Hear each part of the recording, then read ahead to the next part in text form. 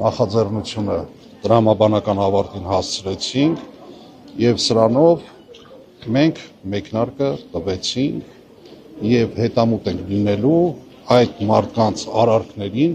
որոնք մեկ գիշերվա մեջ եւս մեկ անգամ եմ կրկնում 120,000 հայից հրաժարվեցին։ Նաեւ իրանք կարող է այսօր քնեն առավոտ զարթնեն, մեզանից էլ հրաժարվել։ Նույն Արսեն Թորոսյանը 2 օր թե 3 օր առաջ չեմ հիշում, սենց, բայց թիվ 1 ամբիոնից ասում էր մենք պետք է ներգաղթ անենք, սենց չակերտավոր ազգային գաղափարներին դա չի համապատասխանում, բայց այլ ազգիներ հազարավոր, տասնյակ հազարավորներ պետք է բերենք։ Դա արդեն իսկ նախապես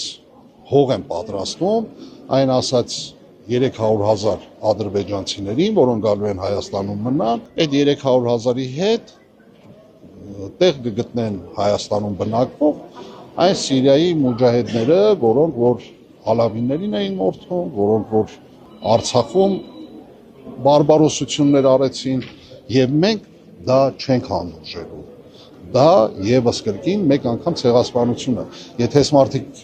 մերժում են ցեղասպանությունը, թող իրանք մտածեն, որ Արցախում էլ ցեղասպանություն եղավ։ Այո, 23 թվականին Արցախում եղավ ցեղասպանություն։ 300 այդ ներգաղթյալ ադրբեջանցիների հետ միաժամանակ նաև նրանց զինված ուժերն են տեղակայվելու Հայաստանում, հաշվի առնելով, որ Ալիևը ոչ Հայաստանի ոստիկանական կամ որևէ ուժային կառույցի, նաև երրորդ որևէ պետության ուժային կառույցի չի վստահում եւ ավելացնում է նաև այդ իր ուժային կառույցների թիվը։ Բնականաբար, այո, իրանք ինչքանով խոչընդոտ կհանդիսանա խաղաղ հայ բնակչության համար։ Հիմի նայեք, ստեղ պատկերը ոնց առնելու։ Ադրբեջանցիները իրանց ոստիկանական համակարգով, իրանց բանակով գտնվելու են Հայաստանի Հանրապետությունում։ Բնականաբար Հայաստանի Հանրապետության ցանկացած քաղաքացի լինելու է թիրախ։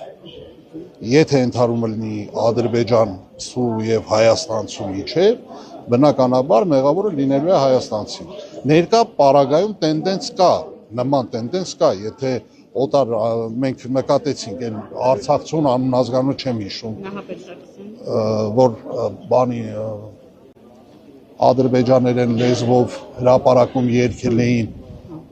քրեական գործ հարուցվեց այդ մարդու վրա, գիշերվա կեսին հավաքվան, կալանք էին ուզում վերցնեն եւ այլն։ Նմանատիպ դեպքեր կան եւ ավելի շատ լինելու են այդ պարագայում։